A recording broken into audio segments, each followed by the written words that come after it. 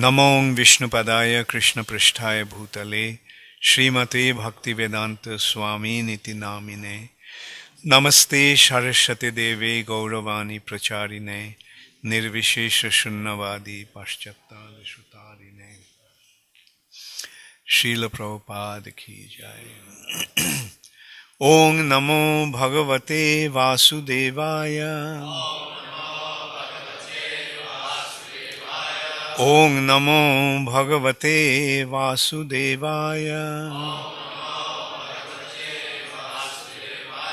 ओं नमो भगवते वासुदेवाय नारायणं नमस्कृत्य नरं चैव नरोत्तमं देवीं सरस्वतीं व्यासं ततो जयमुदीरये। नष्टप्रायेषु अभद्रेषु नित्यं भागवत सेवया भगवती उत्तम श्लोके भक्तिर्भवती नैष्टिकी। Srimad Bhagavatam, first canto, chapter 13, text 10. Bhavat Vidha Bhagavatas Tirtha Bhutaha Swayam Vibho Tirthikurvanti Tirthani Swantaha Sthena Gadabhrita Bhavad Vidha Bhagavatas Tirtha Bhuta Swayam Vibho Tirthi Kurvanti Tirthani Swantasthena Gadabhrita Bhavad Vidha Bhagavatas Tirtha Bhuta Swayam Vibho Tirthi Kurvanti Tirthani Swantasthena Gadabhrita Bhavad Vidha Bhagavatas Tirtha Bhuta Swayam Vibho Tirthi Kurvanti Tirthani Swantasthena Gadabhrita. Bhavat, your good self. Vidha, like. Bhagavata, devotees. Tirtha, the holy places of pilgrimage. Bhutaha, converted into. Swayam, personally. Vibho, O powerful one. Tirthi Kurvanti, make you into a holy place of pilgrimage. Tirthani, the holy places. Swa Antasthena, having been situated in the heart. Gadabhrita, the personality of Godhead. Translation by His Divine Grace, Srila Prabhupada. My Lord, devotees like your good self are verily holy places personified. Because you carry the personality of Godhead within your heart, you turn all places into places of pilgrimage. Please repeat after me. My Lord, devotees like your good self are verily holy places personified.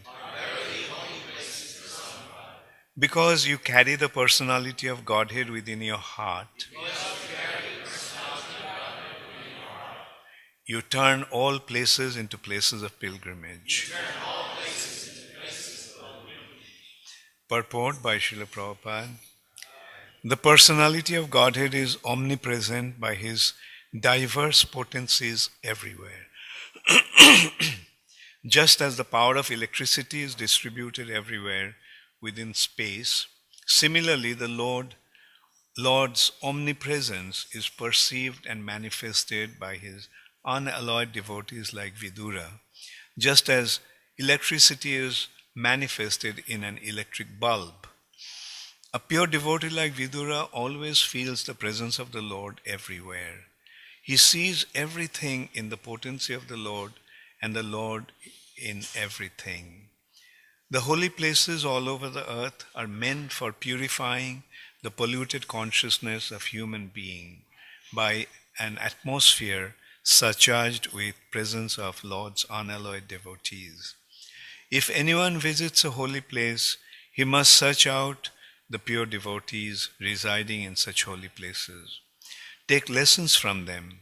Try to apply such instructions in practical life and thus gradually prepare oneself for the ultimate salvation, going back to Godhead.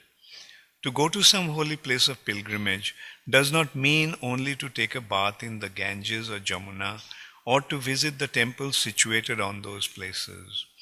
One should also find representatives of Vidura who have no desire in life save and except to serve the personality of Godhead. The personality of Godhead is always with such pure devotees because of their unalloyed service, which is without any tinge of fruitive action and utopian speculation. They are in the actual service of the Lord, specifically by the process of hearing and chanting.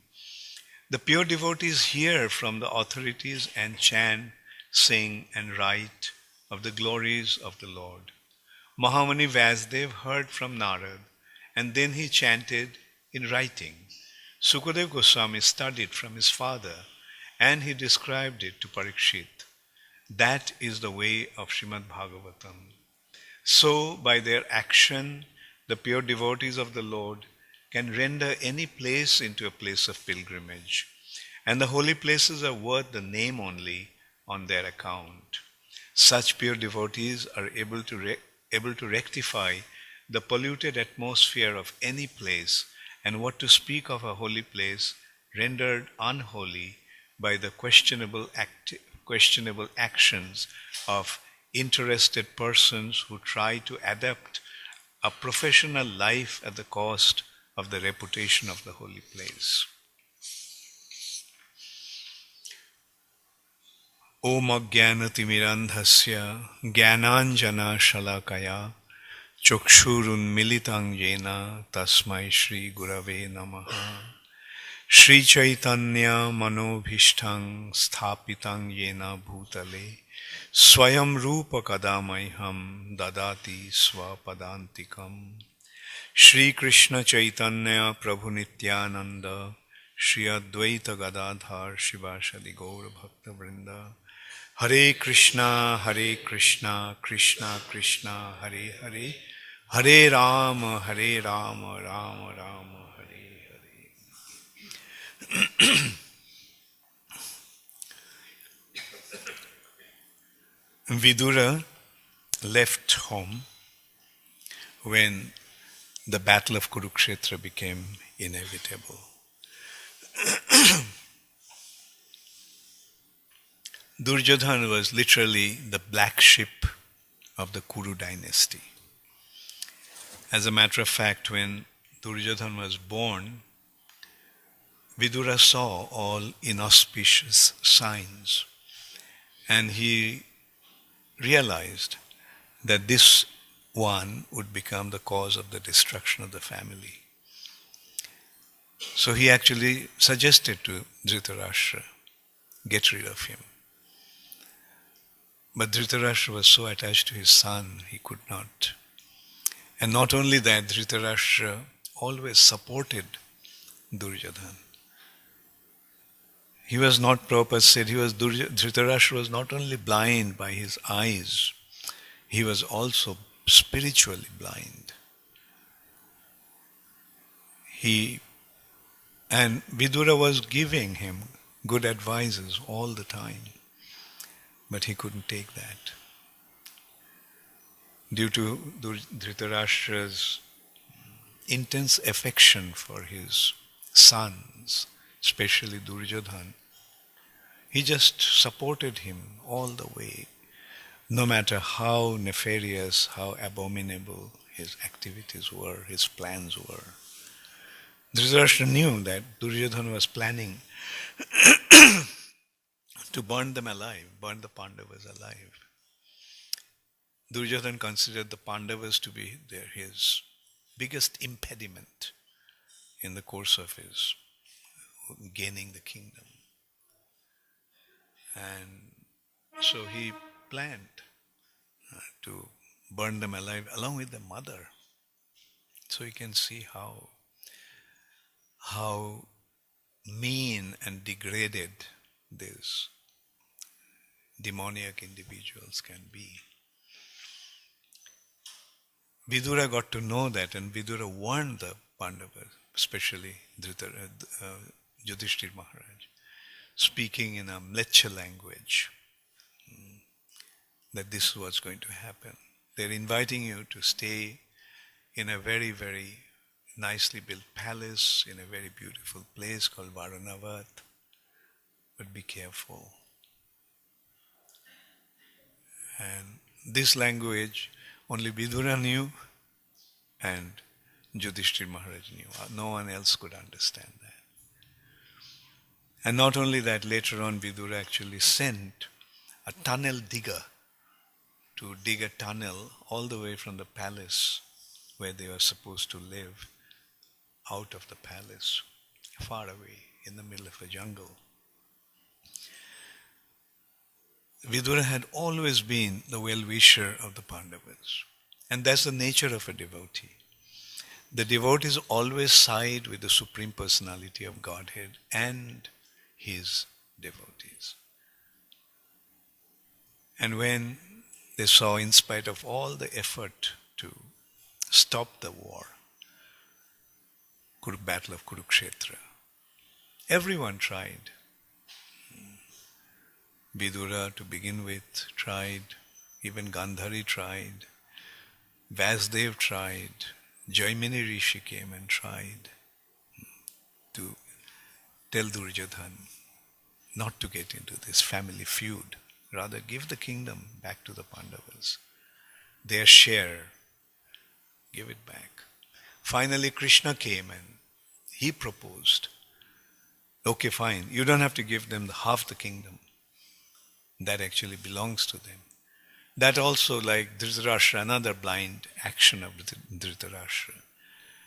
When it became inevitable that he'll have to accept the Pandavas' claim and gave them a place which was actually a barren desert. That's the thing that he gave them. Okay. But that's another thing about the saintly personalities or pious individuals. Wherever they go, that place flourishes. So although it was a barren piece of land, due to Pandava's presence, the place became extremely opulent and extremely flourishing. Maidanav was indebted to Arjun, the architect of the demons. The architect of the demigods is Vishwakarma, and the architect of the demons is Maidanav. Maidanav was saved when Khandava forest was being burnt for the sake of Agnidev. And so Maidanav became indebted to the Pandavas, especially to Arjun. And he assured them that whenever you need any help from me, please call me, I'll come and do it. And it's Maidanav who actually built the city, Indraprastha. And Duryodhana became so envious seeing the opulence of that place and the prosperity of the place. That's what also happened. Like Pandavas shifted there, then all the exalted Brahmanas and all the Vaishyas and everyone started to shift there. And as a result of that, the place became extremely flourishing. And not only that, Duryodhana was insulted. Maidanav actually built that palace, mainly the assembly hall, in such a way that if a untruthful person, if a sinful person came there, he would see everything in the reverse order. Like he would say the land as water and water as land. And as a result of that, Duryodhana's nature became exposed. Like where it was land, Duryodhana lifted his cloth to, as if it was water, he tried to walk there. And where it was water, he saw it as a land, and he walked in there and got completely drenched. And seeing his condition, Draupadi laughed. Yudhishthira Maharaj actually told Draupadi, no, please don't do that. But Duryodhana couldn't bear that insult and humiliation. And so the result was that game of dice, the treacherous game of dice, which was orchestrated by Shakuni, Duryodhana's uncle, maternal uncle. And Pandavas lost everything in that game. Yudhishthira Maharaj, she lost everything, including Draupadi. And anyway, ultimately it was settled that the last game was that if the Pandavas could win, then they would get their kingdom back. But if they lose, then they have to go to exile in the forest for 14 years, 12 years, and 1 year in incognito. And the condition was, within that 1 year of incognito, if anyone could recognize any one of them, then this condition would repeat. Another 12 years of exile and 1 year incognito. But by Krishna's mercy, nobody could recognize them in that last year of their exile. And they came back. And when they claimed their kingdom, Duryodhana refused. No, I'm not going to give it to you. He was so confident that he's bound to win the battle. Because for 13 years the Pandavas were away, living in forest. And he had, within that time, he actually spread his influence all over. He brought all the kings under his control. And Pandavas had only a few, their close allies. So Duryodhana thought that how are they going to win that battle? I am bound to win that battle. I have Bhishma, who is practically immortal. Drona, another person who is practically immortal. Karna, who is the greatest archer of all time, according to his calculation. Ashwatthama, another immortal personality. So how could he possibly lose the battle? And that's why he was so confident. Finally Krishna came and said, okay, you don't have to give them their kingdom. Just give them 5 villages. They are Kshatriyas, they need some land to rule over, because Kshatriyas' duty, their dharma is to rule. So give them 5 villages. But what was Duryodhana's response to that? Without a battle, I'm not going to give the land the size of the tip of a needle.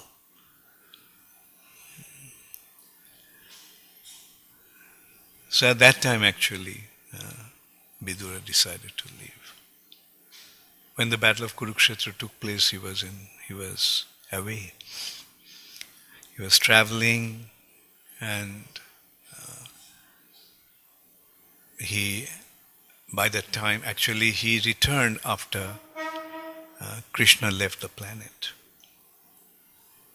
He got the news from Uddhava that Krishna has left, along with the entire Jadu dynasty, all the members of the Jadu dynasty.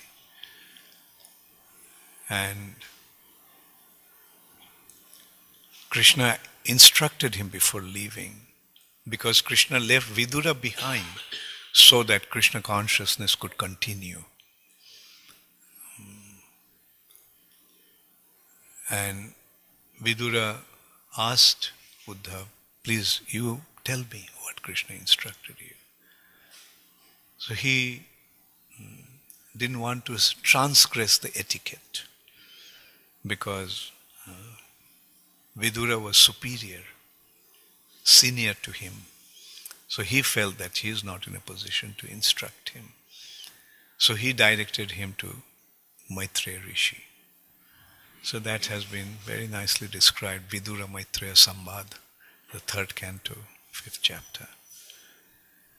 So Vidura,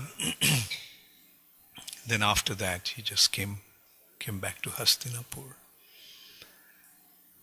And here, all the members of the family just came running to meet him. And Yudhishthir Maharaj was asking him that while you are traveling on the surface of the earth, how did you maintain your livelihood? At which holy places and pilgrimage sites did you render service? And after saying that, to which holy places he had visited, he is making this statement. Actually, the purpose, the reason why you go to the holy places, to sanctify the holy places. Tirthi kurvanti tirthani. You sanctify the holy places. The holy places become holy because of your presence.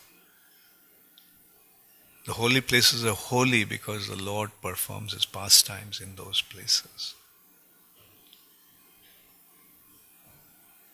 The importance of those places actually are there when the Lord comes and performs His pastimes. At that time, everybody gets an opportunity to see the Lord with a mundane vision. But then the Lord withdraws His pastimes. Aprakat Leela. And when He withdraws, then it's not possible to see Him. Only those who are pure devotees, they can see. Chaitanya Charitamrita says about Navadvip, Mayapur, Addapiho Nitya Lila Kore Gaura Rai, Kono Kono Bhagyabane Dekhibare Pai. Still now, the eternal pastimes of Sri Chaitanya Mahaprabhu is going on, but only some fortunate souls can see that. Only some fortunate souls can see that. Whereas a pure devotee of the Lord sees Him all the time in their hearts. Premanjana churita bhakti vilochanena. The devotee's eyes has been anointed with the mascara of love. Premanjana churita bhakti vilochanena. Santa sadaiva hridayeshu bilokayanti. The saintly personalities, the pure devotees of the Lord, see the Lord constantly, all the time in their hearts.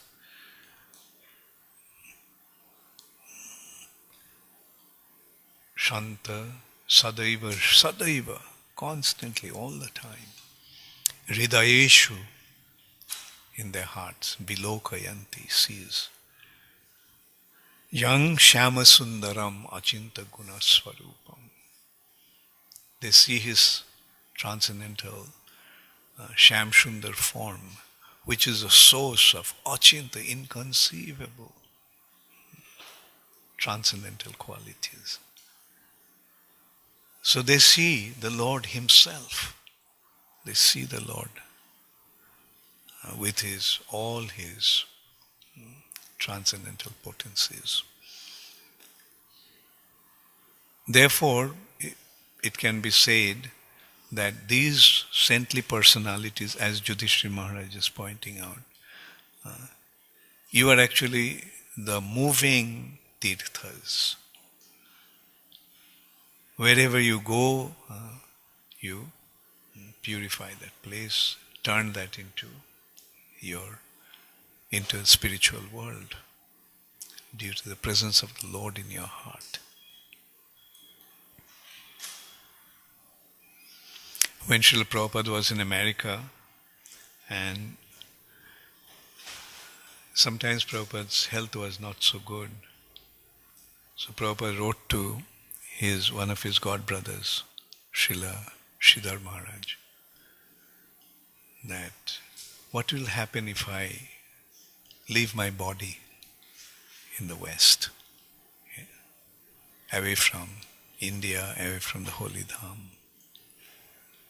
Sridhar Maharaj's reply to Prabhupada was that wherever you are, that is Vrindavan. So, of course, eventually Prabhupada did leave his body in Vrindavan in a most glorious way. So that is the position of a pure devotee. Another consideration here is, Prabhupada is saying in the purport, that these devotees, these pure devotees, they see the Lord everywhere. Not only in their hearts, but they sthabor jangam dekhe, na dekhe tar murti, sarvatra sfuray tar ishtodev sfurti. A pure devotee sees sthavar and jangam, moving and non-moving things, animate and inanimate objects, living entities and inert objects. Sthavar jangam dekhe. But they don't see those objects as such. Sarvatra sfuray tar ishtodev sfurti. Everywhere he sees his worshipable Lord. So that is the sign of a Uttamadhikari devotee. Uttamadhikari is like seeing the Lord everywhere. Srila Rupa Goswami gives the definition of 3 types of devotees: Kanishtha, Madhyam, and Uttam. The Kanishtha is, he accepts the Supreme Personality of Godhead. And he has his devotion to the Lord, but he doesn't recognize his devotees. He sees the Lord, accepts the Lord's supreme position, but he doesn't recognize his devotees. The second class devotee is he who has love for the Lord, love for Krishna, friendship for his devotees, compassion for the innocent, and disregard for the offenders. Ishvare tad adhineshu balisheshu bisatsu cha prema maitri kripa upekha ja karoti sa madhyama. The Madhyamadhikari devotees' identity is, or nature is, that yes, he has love for the Lord, and he has friendship for the devotees of the Lord. He has compassion for the innocents, and he has his disregard. He avoids the non-devotees. It has been pointed out, it's actually Krishna's love that is projected onto different individuals in different ways. It's his love for Krishna is projected in the form of friendship to the devotees of Krishna.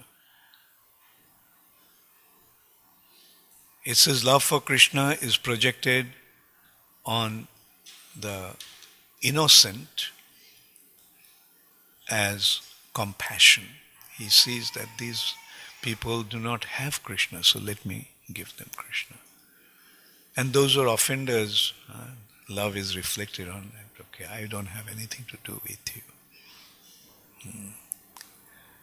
But the Uttamadhikari is Sarva Bhuteshu ja Pashyet Bhagavad Bhavam Atmanaha.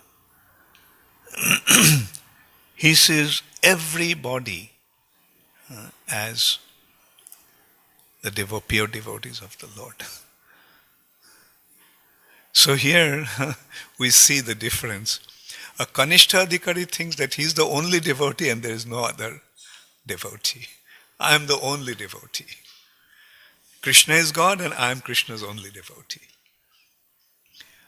Madhyamadhikari recognizes who is devotee, who is innocent, who is offensive. And the Uttamadhikari sees that everyone is a devotee. Only he couldn't become a devotee. Like Prabodhananda Saraswati, a very intimate associate of Sri Chaitanya Mahaprabhu, the uncle of Gopal Bhatta Goswami.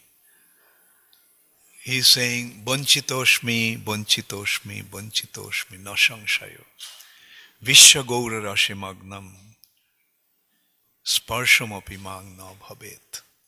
I have been deprived, I have been deprived, I have been deprived. The whole world has been inundated with the love of Chaitanya Mahaprabhu, Gaura Rashi Magnam. The love of Krishna, the Braja Prem that Chaitanya Mahaprabhu came to distribute. The whole world has been inundated, but I couldn't even get the touch of it. Also we can see Krishnadas Kaviraj Goswami, Purisher ki tuita muishabu logishto. I am more fallen than a worm in the stool. Jagai madhai hoite muisha papishto. I am more sinful than Jagai and Madhai. So that's the thing, like a neophyte devotee thinks that he is the only devotee and no one else is devotee. Madhyamadhikari recognizes the devotees, and Uttamadhikari sees everyone else is a devotee, only he couldn't become a devotee. So that's why it's very difficult to recognize a pure devotee. That is very difficult because their activities are so, especially the first-class devotees, their activities are so profound that often it appears as if they're mad people. They're behaving like Rauti, Hashati, Unmadava Nrittati Lokobhajya. That's the activity of a pure devotee. Sometimes he cries, he laughs, he dances, Nrittati, Unmadavat, like a madman, without any consideration for external world. It's very, very difficult to recognize such a person, pure devotees. Another thing Prabhupada is pointing out, that a pure devotee cannot preach. When he thinks, when he sees actually, not only thinks, he sees that everyone else has become a devotee, only he couldn't become a devotee, how is he going to preach? Therefore, Uttamadhikari has to come down to the second class platform, Madhyamadhikar platform, in order to preach. Like we see, like Prabhupada, he came down from that Uttam platform in order to preach.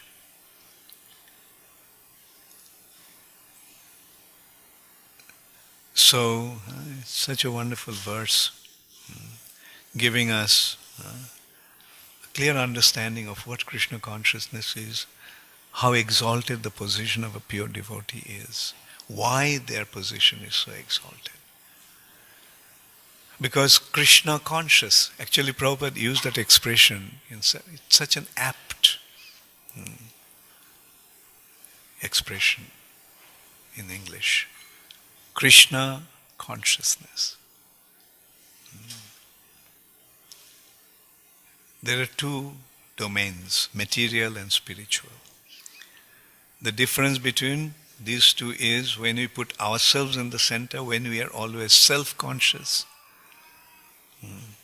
due to our false ego, that is material. When I am the center, that is material. Whereas when Krishna is the center, that is spiritual.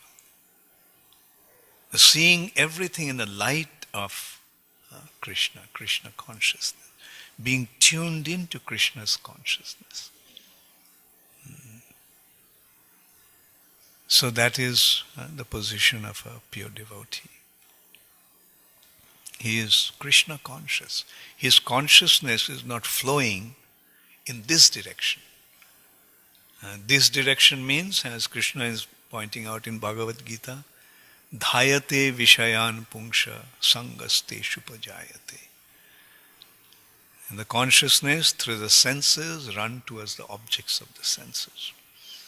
And the result is sangaste shupajayate, association with the objects of the senses. And that leads to kama, lust, desire to enjoy those objects of our senses.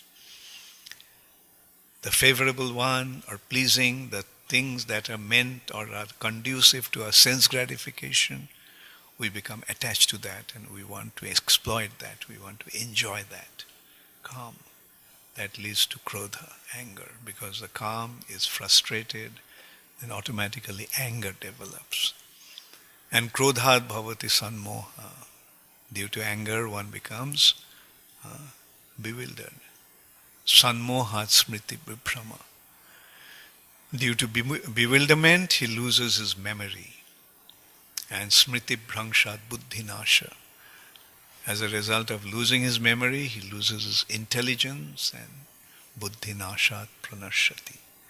Due to the loss of intelligence, he is doomed.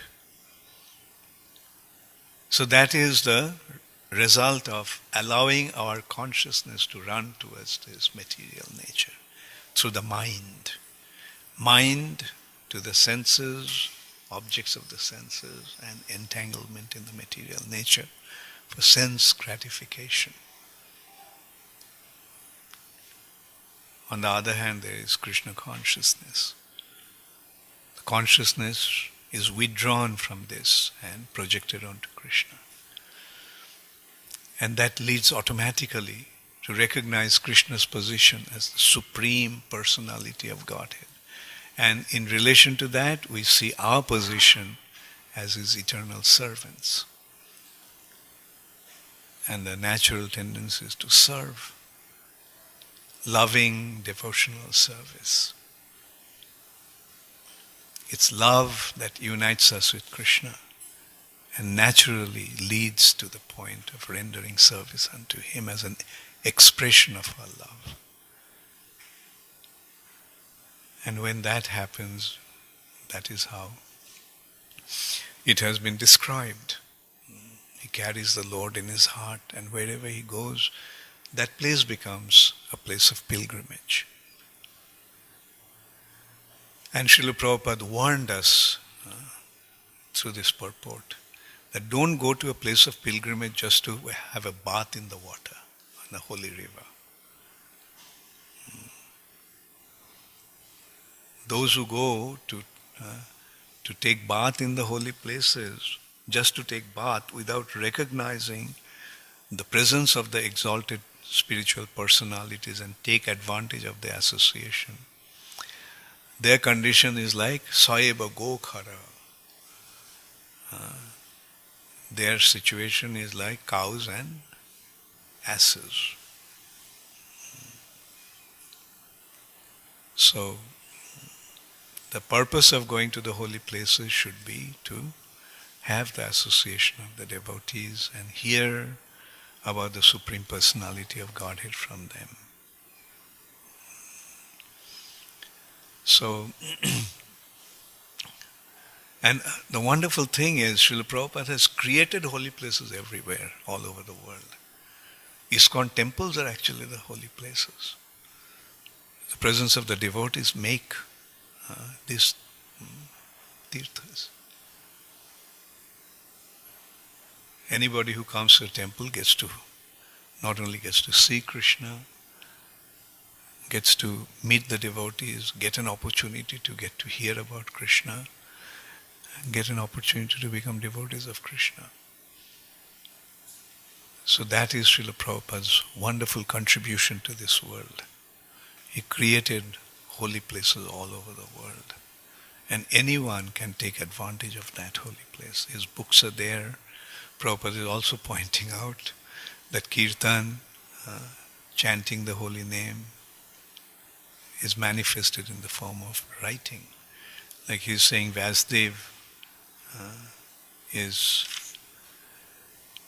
Mahamuni Vyasdev heard from Narada and then he chanted in writing. Kirtan. He chanted. His chanting is his writing.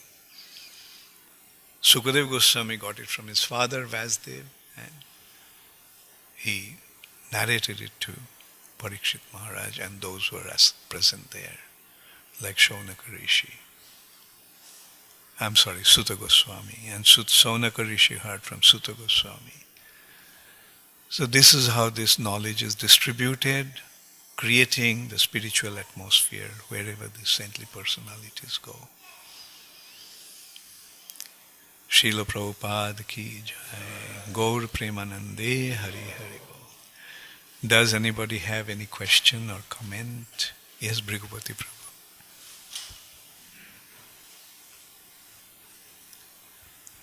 Thank you, Maharaj. Wonderful class as always. So my question is this, does the Uttama Adhikari have the ability to shift gears at will, so to speak? And the reason I ask that is because according to the descriptions of the scriptures, it seems like Prabhupada was an Uttama Adhikari. According to the opinion of the closest thing we have to a community of experts, his godbrothers, it seems like they accepted him as an Uttama Adhikari. You quoted Sridhar Swami as having said that Prabhupada, wherever he was Vrindavan. Yet we see that Prabhupada preached like anything, which is the activity of somebody who's a Madhyamadikari. So how do we understand that? Yeah, you see, they recognize his position as Uttamadikari, but at the same time recognize that he has come down to the Madhyamadikar platform to preach. Because the description of Uttamadikari, Roti, Hashati, Unmadava Nrittati, Prabhupada was not doing that. Prabhupada was not displaying his ecstatic symptoms. He was kind of restraining those ecstasy in order to preach. That's the meaning of coming down to the Madhyamadikar platform. Although sometimes he couldn't restrain himself. And he did, yeah, sometimes, yeah. He tried his best to conceal those, to hide those exalted ecstasies, but sometimes he could not, overwhelmed with love for Krishna. Thank you. Thank you.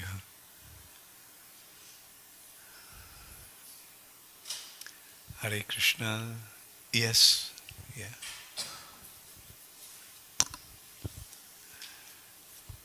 Thank you very much, Maharaj. Uttamadhikari, he see everyone like as devotee, everyone as devotee, but can he see difference from Madhyama and Kanishta? Yes, from Madhyam one can become Uttam. Yes, sure. Like gradually, by practicing Krishna consciousness, one achieves his perfection. From neophyte or Kanishta Adhikar, he comes to the Uttama Adhikar platform. I'm sorry, Madhyama Adhikar. And then from there he comes to Uttama Adhikar. Because this process of Krishna consciousness is actually the process of making pure devotees. So when one stays in the movement, following the instructions of Srila Prabhupada, yes, eventually he'll become a pure devotee. Actually, at one time, Srila Prabhupada said that all the devotees of ISKCON are pure devotees. And devotees were surprised. And they questioned Srila Prabhupada, Prabhupada, everyone in ISKCON is pure devotees, even the new bhakta who joined the other day. Prabhupada said, yes, it's like green mango and ripe mango. The mango may be green, but if it stays in the tree, then in course of time it will become ripe. So somebody may be a new bhakta today, but if he stays in ISKCON practicing the process of Krishna consciousness, in due course of time he would become a pure devotee. So ISKCON is the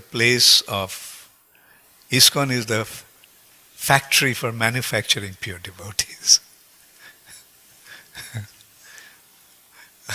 Yes, Maharaj. Thank you, Maharaj, for a very insightful class, fulfilling, satisfying. In regard to the last question and answer, it should be understood that because one grows to a position of going from Kanishta to Madhyam, and even from Madhyam almost getting close to Uttama. These are not fixed positions if one commits offenses against devotees or against the Supreme Lord. Those positions, which appear to be fixed, can gradually be the qualities that give them that, they can be withdrawn by the Supreme Lord. Very the good powers point. that also go with that can be withdrawn. So no one should think that his position is, as we say, cinched. It's good forever. It's good forever, as you just mentioned, if one follows all of the rules and regulations and does not commit offenses. And if he does commit offenses, he does the necessary purification, such as apologizing, such as begging forgiveness, taking the feet, asking if he can do something to make it up to him. In other words, there's a genuine apology. Then, yes, everything remains status quo at that point. But the main point is that we should always feel that there's danger at every step. Yeah, thank you, Maharaj. That's a very nice point, yeah. Hare Krishna.